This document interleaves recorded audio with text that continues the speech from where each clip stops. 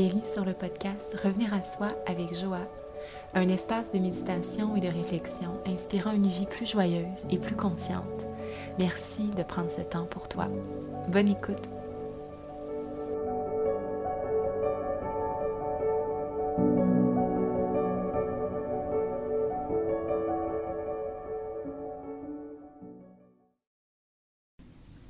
Allô!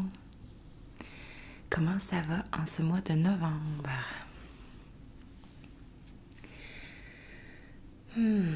Bienvenue à cet épisode de podcast aujourd'hui. Un épisode qui m'est venu en tête ce matin. Puis j'avais juste envie d'enregistrer quelque chose que même moi, ça m'aurait fait du bien il y a quelques semaines, quelques jours. Parce que novembre, c'est un mois assez spécial, je trouve. Je trouve que c'est important de passer par là, mais particulièrement cette année, ça brasse dans le monde. Ça nous ébranle, ça nous touche à différents niveaux. Plein de petits événements. Je pense au décès de Carl Tremblay la semaine dernière. Je pense à ce qui se passe à travers le monde. Les violences, ce genre de choses. Et je pense que ça nous touche tous, de près ou de loin. On a des moments où ça peut nous sembler comme un trou sans fond. D'autres fois, on fait la part des choses, on se remet en mouvement. Alors aujourd'hui, j'avais juste envie d'un espace pour partager ce qui me vient, des réflexions qui me sont venues, pour revenir à soi, même quand ça brasse partout. Comment est-ce qu'on peut retrouver ancrage en soi et tourner cette énergie du chaos en quelque chose de constructif? Parce que des fois, on peut être tenté de rester là, puis de rester coincé avec ces émotions-là, puis c'est comme pas très agréable. Mais je pense que tout ce qui se passe, ça réveille des choses en nous. Puis ça montre que on a besoin encore plus de compassion, d'écoute, de présence pour profiter des instants parce que la vie est précieuse, elle est fragile. Et que je pense que novembre, c'est un beau mois pour visiter ses parts d'ombre. Puis le monde peut également révéler ses parts d'ombre et voir comment est-ce qu'on peut rebondir là-dessus. Intégrer, comprendre certains messages, puis de se rappeler que ces parts d'ombre-là, en quelque sorte, elles font partie de la vie. Ultimement, elles seront peut-être moins manifestées, je l'espère, toutes ces guerres ou ces violences, ou le jugement, le us versus, le us and them. Donc, de se rappeler qu'on n'est pas, en fait, des ennemis, puis qu'on peut rassembler davantage. Je pense que c'est ça qui me revenait cette semaine, de me dire que qu'est-ce qu'on peut faire ensuite? Qu'est-ce qu'on peut faire de constructif par rapport à ça? Puis j'avais envie de mettre le focus là-dessus. De se dire que c'est normal de se sentir ébranlé, que c'est sombre, plein de choses peuvent se passer à l'intérieur de soi, mais de ne pas rester là, de ne pas rester coincé, de ne pas rester seul non plus. Parce que des fois, on a l'impression qu'on vit ça de notre côté, il n'y a pas de porte de sortie.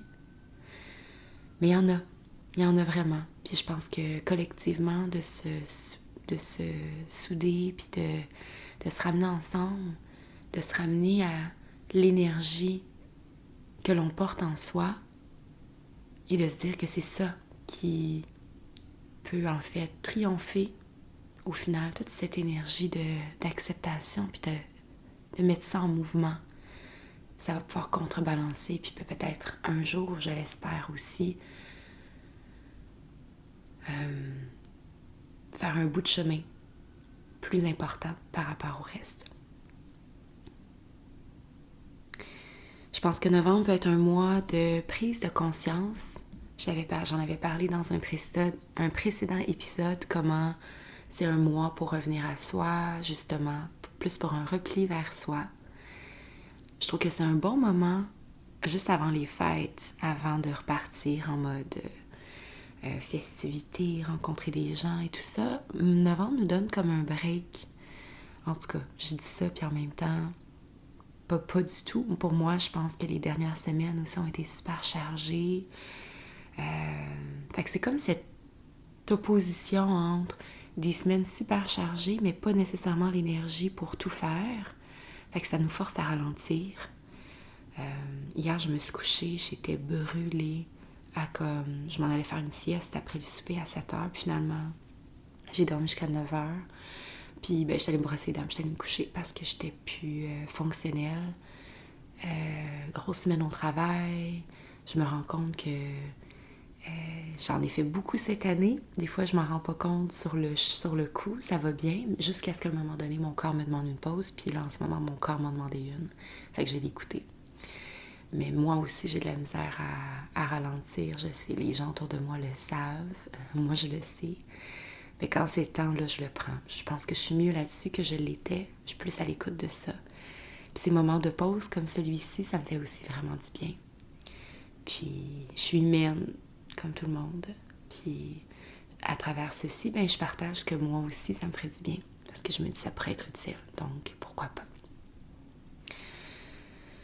Mais voilà, en fait, qu'est-ce qu'on peut faire? Qu'est-ce qu'on a en nous pour amener du beau et du bon dans la vie? On peut s'y reconnecter. Et je pense qu'on peut apprendre tellement à travers des périodes de chaos comme ça. Il y a des chaos qui sont constructifs.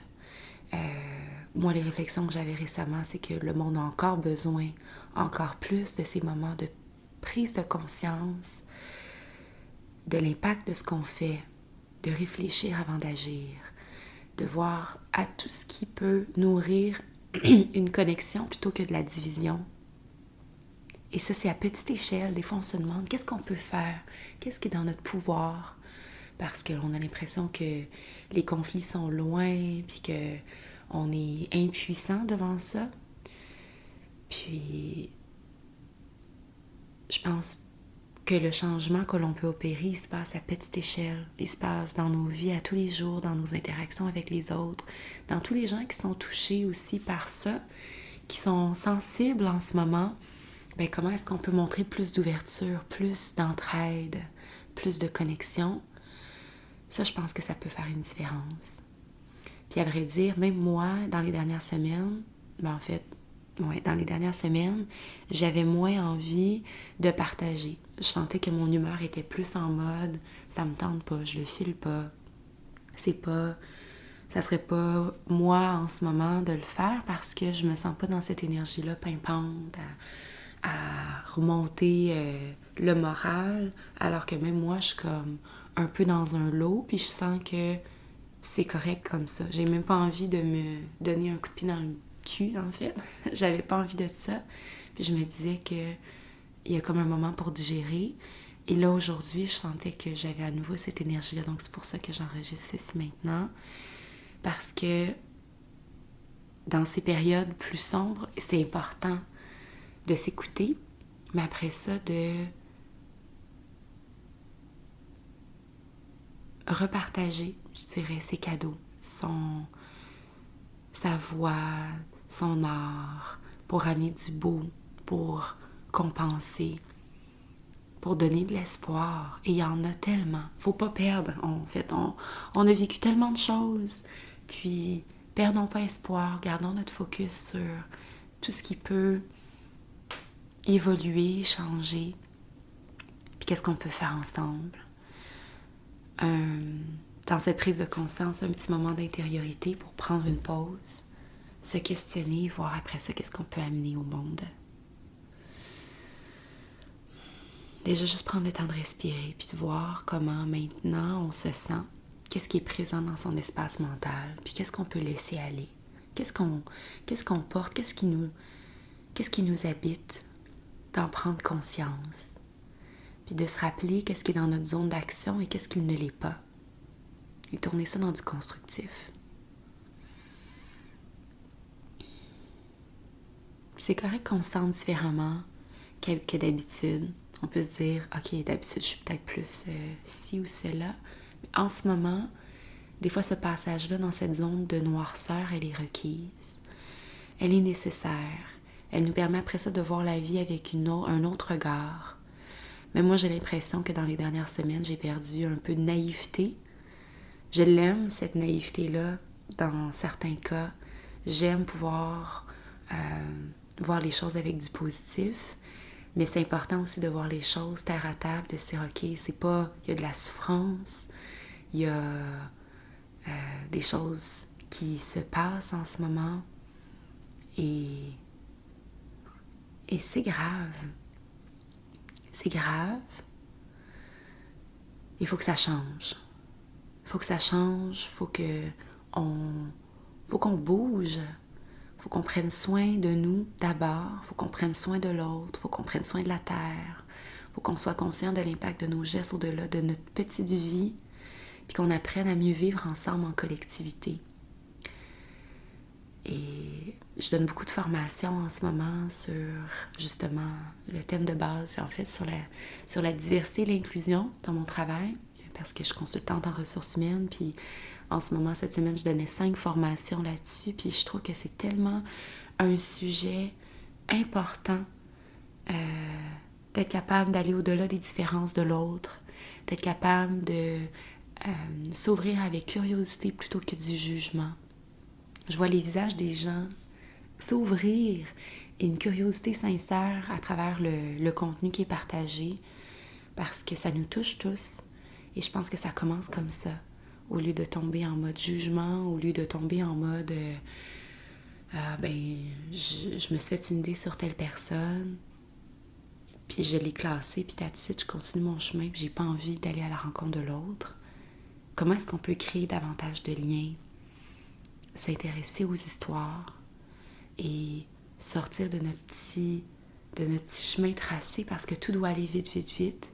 Puis des fois, oui, ça doit aller vite, vite, vite.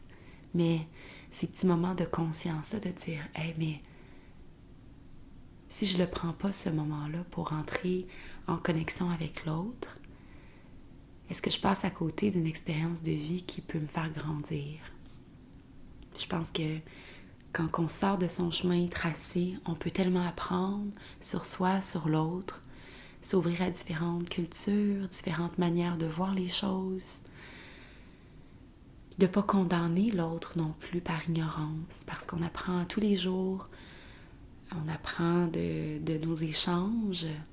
Je pense que les dernières années, avec les confinements, la peur de l'autre, là, aujourd'hui, il faut qu'on réapprenne à reconnecter avec, sans peur, de prendre le temps de sortir de ce petit chemin tracé-là, puis de se rendre compte qu'on est tellement plus similaires qu'on pense. Il y a ça qui m'habite en ce moment, puis je me dis, ça c'est beau. Je pense que c'est le plus beau de l'humain, de se dire, on a chacun notre vision des choses, on n'a pas besoin d'être toujours d'accord, on n'a pas besoin d'avoir toujours raison, mais est-ce qu'on peut s'écouter? Puis au final, on veut tous se sentir respectés, on veut tous se sentir en sécurité. On veut tous établir un certain lien, se sentir en confiance, puis laisser la peur de côté. Il y a tellement de peur en ce moment. Je sens autour de nous, je le vois des fois dans le regard, la peur du jugement. Créons des espaces de confiance, des espaces où est-ce qu'on regarde l'autre en se disant « Je suis pas là pour te juger, je suis pas là pour te catégoriser, je suis pas là pour te lire. Je suis là pour connecter, puis voir comment ton expérience peut résonner avec la mienne et vice-versa. » Puis je pense qu'il y a tellement aussi de mécanismes de protection que l'on bâtit à travers le temps, puis que certains de ces mécanismes, c'est de se dire, parce que je donne cet exemple-là dans ma formation de gens que j'ai rencontrés dans ma vie, même proches de moi, que leur mécanisme, c'est de parler plus fort ou de piquer l'autre parce que, à quelque part, au final, j'ai l'impression que ces personnes-là ont été blessées. Puis ce mécanisme de protection-là vient de « Ah ben moi, je vais être celui qui va parler le plus fort dans la pièce. Je vais être celui qui va un peu à agresser l'autre parce que comme ça, ben ça sera pas moi qui va être celui qui va recevoir le punch verbal en pleine face. Ça va être moi qui va les faire. Puis ça, il y a un impact. Donc, de devenir un peu plus conscient comment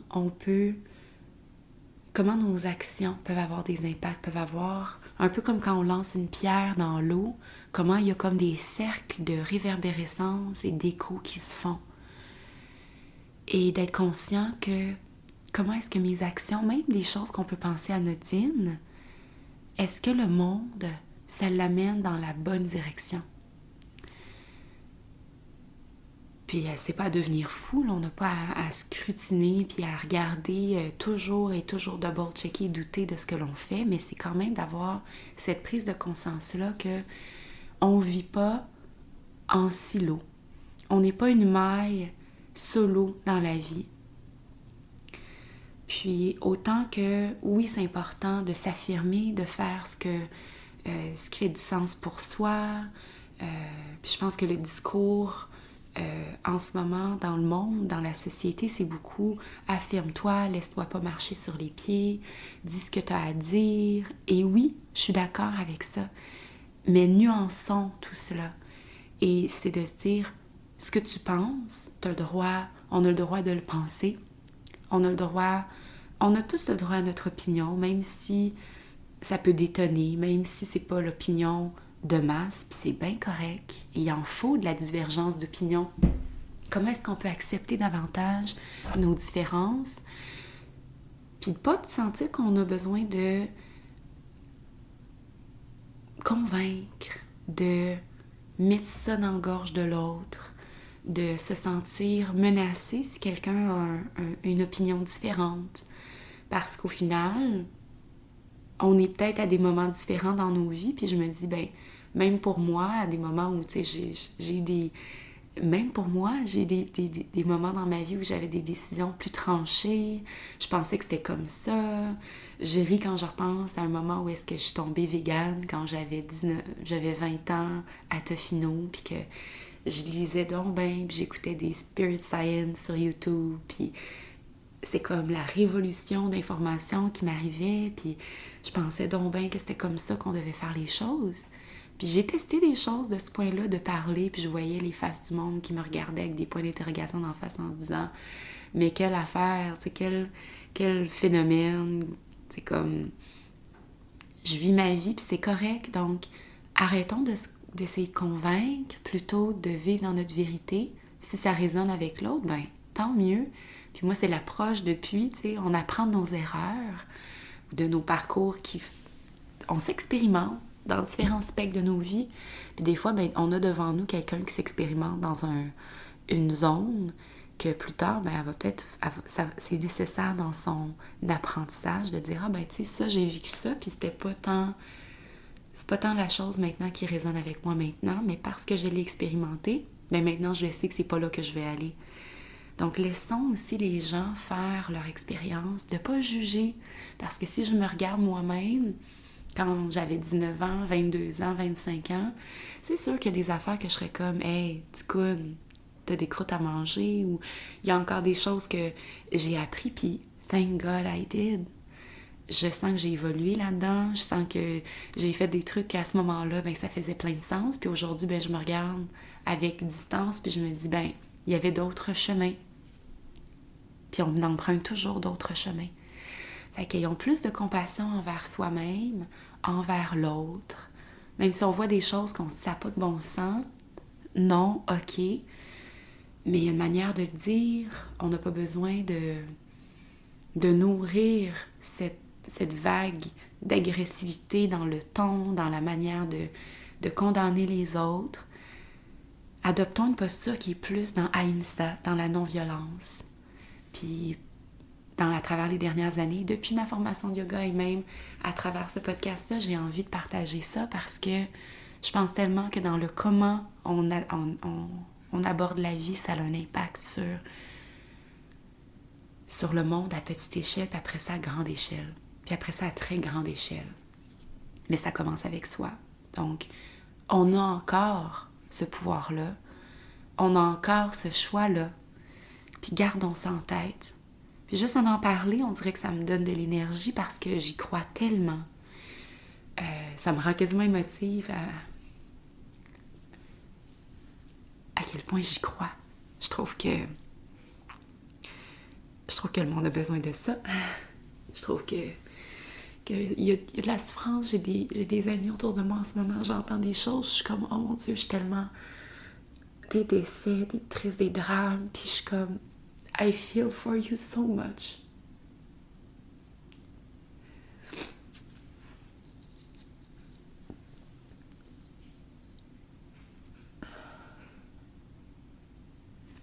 Je le sais qu'il y a de la souffrance dans le monde. Mais je pense qu'on peut faire quelque chose avec ça. Avec nos dons, avec nos talents. Excusez. Avec ce qu'on porte en soi de beau et qui vient des fois de ces ondes de tristesse. De faire quelque chose de constructif avec ça, parce que si c'est pas nous, tout ça, ça va prendre une plus grande ampleur. Donc, je me dis, même si il y a ça d'un côté, la souffrance, puis des choses terribles qui se passent, on a besoin de contrebalancer avec de l'espoir, un discours qui rassemble, de l'art, de la musique, des rires, de l'écriture, des poèmes, un cri du cœur. Et ça fait partie de l'aventure humaine. Puis je pense que ces prises de conscience-là autour de toutes les choses qui se passent dans la vie, puis qu'on se dit on n'a plus besoin de tout ça, ben allons-y, puis faisons autre chose. Passons à la prochaine étape, qui est de s'entraider, qui est de se serrer les coudes en tant que communauté, qui est de connecter ensemble. Je pense que c'est ça, la voie. C'est de se dire, moi, ça va bien dans ma vie. Moi, j'ai un toit. Moi, j'ai de la nourriture. Moi, je suis en santé. Ben, qu'est-ce que je peux faire pour me rendre au service de ceux qui n'ont pas ça? Qu'est-ce que je peux faire en sorte pour me rendre au service de... J'ai une voix. Moi, je peux danser. Je peux créer de l'art, puis je sais que c'est pas dans tous les pays qu'on a cette possibilité-là, de cette liberté d'expression, de s'exprimer, de créer avec liberté. On l'a ici. Qu'est-ce qu'on peut regarder avec gratitude, puis de se dire, je vais pas prendre ça pour acquis. Et il y a des endroits dans le monde où des livres sont brûlés, l'accès à l'information est brimé, que les nouvelles sont complètement contrôlées, et que les gens n'ont pas cette liberté-là de penser et de se vivre comme ils veulent. Ici, on a cette grande, on va le dire, cette chance-là. Puis des fois, on peut se dire, ah ben, tu sais, c'est pas de la chance, j'ai fait mon chemin pour me rendre ici, puis je suis d'accord, on fait des choses, il y a des choses qu'on contrôle, mais on n'a pas choisi où est-ce qu'on est né. Puis même moi, je suis pas née ici, puis je me dis, je suis tellement chanceuse d'être ici, au Canada, au Québec, à Montréal. Ça, pour vrai, on a déjà gagné à la loterie de la vie. Fait que gardons ça en tête. Puis des fois, je comprends. Moi, j'ai eu ces moments-là dans les dernières semaines de me dire, hey, ça me tente pas de crier, je me sens découragée, je me sens que le poids du monde me touche profondément. Puis il y a des temps où est-ce que je me suis sentie un peu paralysée par ça, mais c'est passager. Et changeons de cet état-là. Des fois, juste bouger, aller prendre une marche, aller juste m'entraîner, faire bouger l'énergie, tout est passager. Puis je le sais que ces états-là, ça finit par passer. Puis moi, j'avais déjà lu à quelque part ces moments un peu où est-ce qu'on se sent très low vibe. C'est comme si on passait on était comme en auto, puis on passait dans une forêt sombre. Fait que c'est pas le temps d'arrêter ton moteur puis d'arrêter là, dans le fond. Tu veux continuer. OK, tu constates, c'est sombre, il fait noir. Ben, continue à rouler parce que tu vas finir par passer à travers. Puis après ça, là, il se passe des choses, mais continue reste en mouvement. Fait qu'il y a des moments où est-ce qu'on peut rester plus statique pour réfléchir, mais après ça, rebondissons là-dessus, puis prenons cette énergie de cette frustration ou cette tristesse ou cette aberration-là de se dire « faut que les choses changent », puis transformons ça en énergie créatrice, dans une turbine positive qui va servir au monde. Puis ultimement, moi, c'est ça que je me dis à travers ce que je fais. Tout ce que je fais, ultimement, il faut que ça serve ça. Puis c'est comme ça que je choisis mes priorités.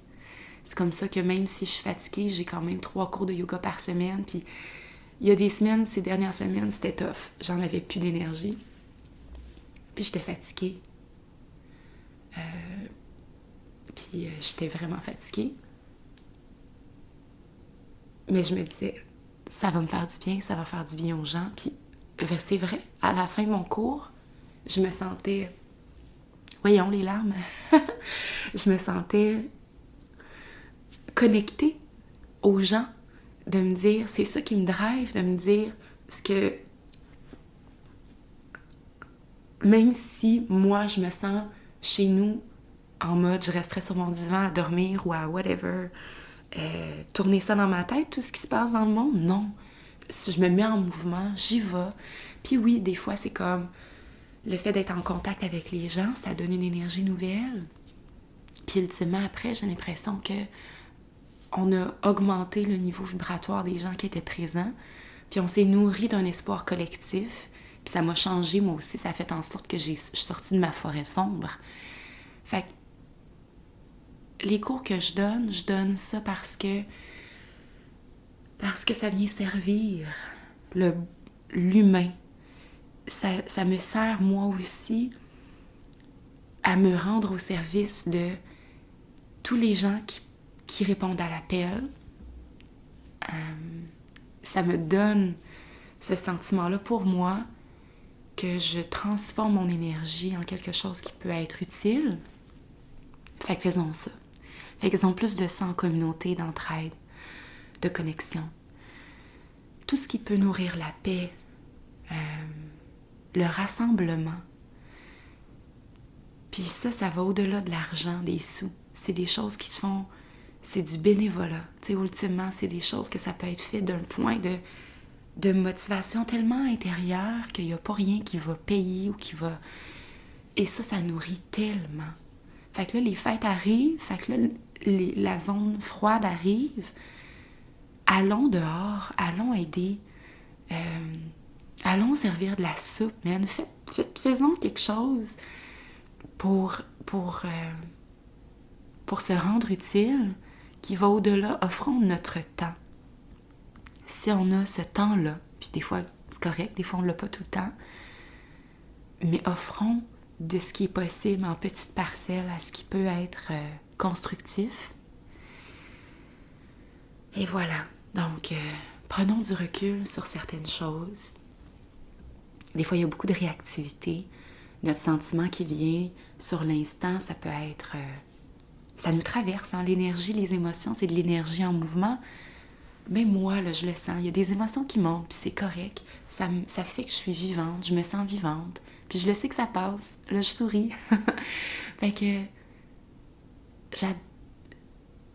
aimons, acceptons, apprécions ça. Ça ne nous définit pas. Les émotions qui nous traversent, laissons-les nous traverser. Rappelons-nous que c'est passager. Puis cherchons à comprendre le sens et comment qu'on peut tourner ça en constructif. Puis ça sera pas toujours rose ni clair. Il va toujours avoir des gens qui vivent des choses difficiles. Il va toujours avoir des conflits. J'espère en moins grande proportion. Mais soyons des piliers dans ce monde-là. D'espoir, puis de création, puis c'est ça en fait. Tout ce que cette année, beaucoup de choses autour de cette expérience de vie m'ont amené vers la création, vers la créativité, vers de révéler en soi tout ce qu'on porte pour créer, que ce soit de l'écriture, de la musique, de la peinture, des cours de yoga, de la danse, peu importe. Pourquoi? Parce que la vie est tellement rationnelle. Et tout ça, les arts, ça l'amène du beau. Et il n'y a pas nécessairement de sens à ça. Il n'y a pas de... C'est comme si notre vie, tout faut que ce soit productif. Donc, tout ce qui sert, le rationnel, le côté... le cerveau droit, en fait, c'est le contraire, mais le côté rationnel, on a comme deux modes. On a le côté rationnel, logique, cartésien, qui est le cerveau gauche, en fait, mais qui est associé au côté droit, au côté solaire. Et on a le côté yin, le côté créatif, créateur, artistique, qui n'est pas rectiligne, qui est plus comme une vague, qui est dans l'exploration, qui n'a pas nécessairement de sens, mais qui crée du beau et qui sort des lignes. Ça, c'est l'aspect créateur, artistique de chacun. Et on a tous ça. En tant qu'humain, on est créateur. C'est pas la condition, mais c'est la caractéristique qui nous différencie et qui fait que l'humain, on a cette conscience-là, on peut créer, on a cette réflexion-là possible, on peut tellement créer de belles choses. Mais dans le monde, on est beaucoup plus dans un monde cartésien et justement le côté solaire qu'on va associer au masculin sacré. Et c'est pour ça qu'on dit qu'on est dans un monde plus d'énergie masculine. Mais oui, c'est tout ce volet-là très cartésien linéaire, alors que on crée du beau, on crée de l'art et de la beauté dans le monde quand on se permet de le faire. Et ça fait juste tellement du bien. Fait que créons pour le plaisir. Reconnectons à faire des choses sans but de faire carrière avec, juste pour le plaisir de créer des choses qu'on peut au départ juste le faire pour soi. Et peut-être qu'après ça, on va se rendre compte que mais ça peut servir. Et l'art qu'on met sur nos murs, ben ça vient nourrir notre cerveau droit, notre cerveau du féminin sacré, de la créativité, du yin, notre côté lunaire. Fait que voilà. On se laisse pas envahir par toutes les émotions qui nous traversent. On se rappelle que c'est passager. On se rappelle qu'on peut faire quelque chose de tellement constructif avec ça, qu'on peut en faire bénéficier l'autre. Puis quand j'en parle à mes amis, puis à d'autres gens autour de moi, on est pas mal dans une situation similaire en ce moment. Novembre, ça a été comme assez rough. À chaque année, ça me prend par surprise. On dirait, je suis comme, ben oui, novembre, tu sais, il fait noir, je prends ma vitamine D. En passant, ça l'aide. Petit rappel de suppléments, j'ai recommencé à prendre ma vitamine D la semaine passée et ça aide. donc voilà, gardons ça en tête. On est ensemble, même si on a l'impression qu'on vit chacun chez nous, on est des êtres de communauté, puis de se rappeler que on n'est pas tout seul à vivre ça. Puis si c'est vraiment tough ce que tu vis, puis que tu sens que tu as besoin d'aide, reste pas tout seul chez vous avec ça. Reste pas tout seul, parle-en. Il y a des gens que c'est ça leur rôle dans la vie. Juste des amis, prends l'appel. Appelle quelqu'un. Je parlais avec une amie hier, justement, puis elle me dit, tu sais, moi, quand que ça va pas bien, elle dit souvent, je vais rester chez nous, puis je vais pas parler à personne. Puis je fais la même affaire, parce que je me dis, je vais pas alourdir ça sur quelqu'un d'autre, je n'ai pas envie non plus que quelqu'un pas me voit dans cet état-là, mais on se dit, tu sais, ça va passer, puis je préfère connecter quand que ça va bien.